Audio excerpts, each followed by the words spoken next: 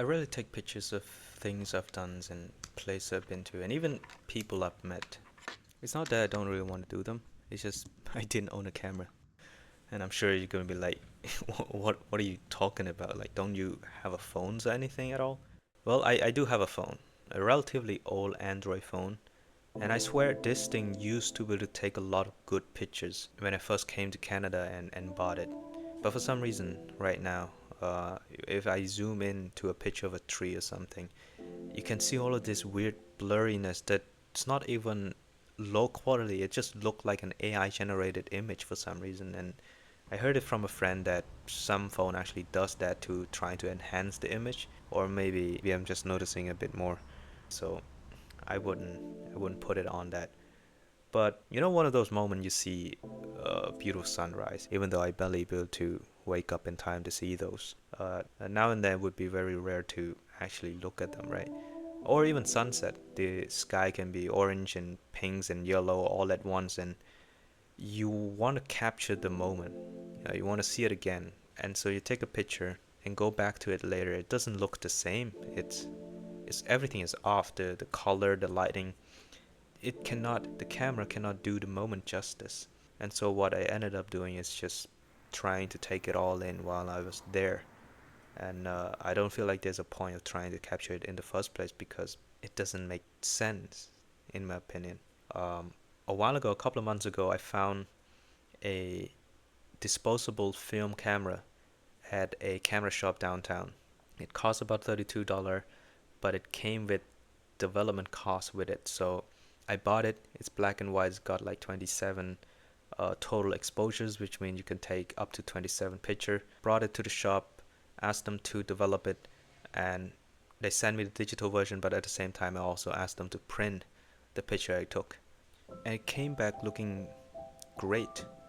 I just don't know how to explain it. It got that grain texture to it that it's really hard to reproduce with digital cameras and softwares and filters and all that.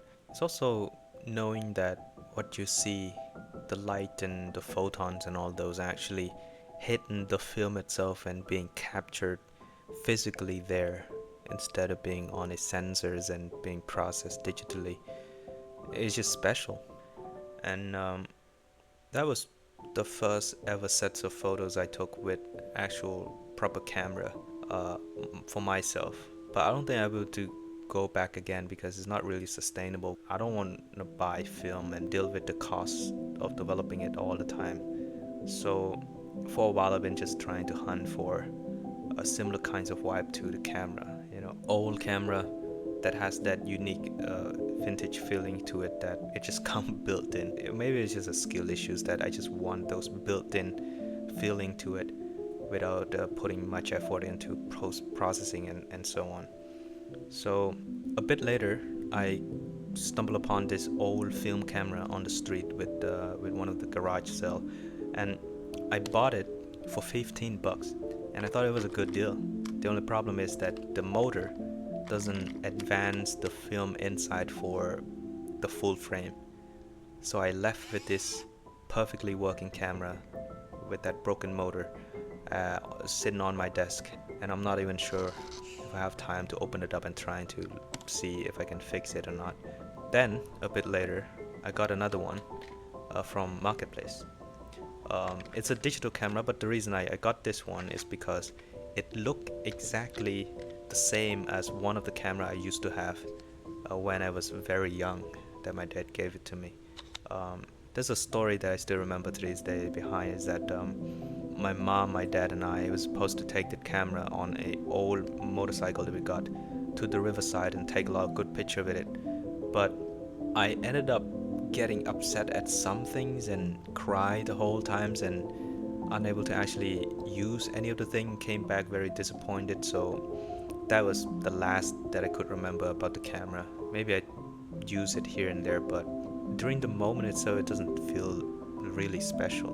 Like when my dad first gave it to me I was so happy, but later on it was just sitting there the whole time and I didn't even touch it. And now I'm here getting all excited and sentimental over this one camera that looked the same but it's not even the same one. And so I bought it for $30 or something. The only problem is it cannot detect the SD card. The card itself is not even SD.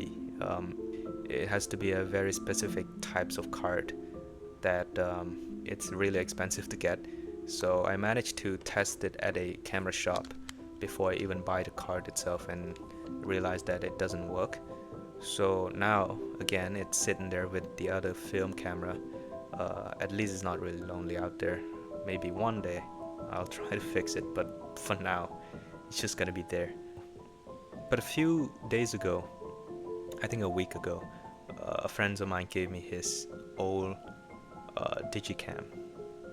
I don't even know what count as a digicam, but this one is a Canon PowerShot SD1000 for those who want to know the model. I don't know what that means, but this thing looked like a bricks of metal. And honestly, this is the best thing I've got this year. And I've been just bringing it everywhere, taking photos of everything I see in front of me. And it just, it's just so cool, you know. It got this special vibe to it. It's got all of this bloomy feeling without having to do light rooms or anything. It's also got that grainy texture to it, but this one is a bit more digital. It's not the same as the film one, but it's still there. And you know, it's different from an actual low quality image from a phone camera. um, when the light is low and you take a picture with a flash, it got this unique types of image. I don't know how to explain it, so you just better see it yourself. Honestly, this whole video I just want to talk about the picture I took with this camera. It's awesome. Shout out to Keagen. Thanks, man. This is this is so cool. Um, Another thing about old cameras and film camera, especially film camera, is that you have this limit to how many photos you can take.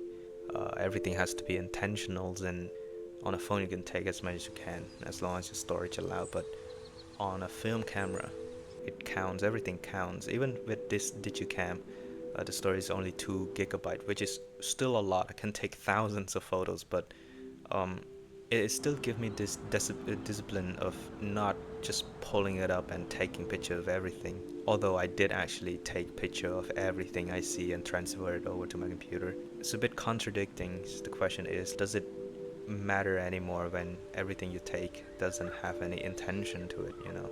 Or does it really matter? Um, is the thing that you take supposed to hold any memory in the first place? The one thing that I subconsciously do is just taking picture of different things and not the same thing twice. I know I could just delete if I don't like the bad one, but I rarely actually take picture of more than 2 of a scene, which is great. I'm not complaining. I know I've been complaining about a lot of things this whole video, but just enjoy the picture. Thank you. Thank you. Goodbye.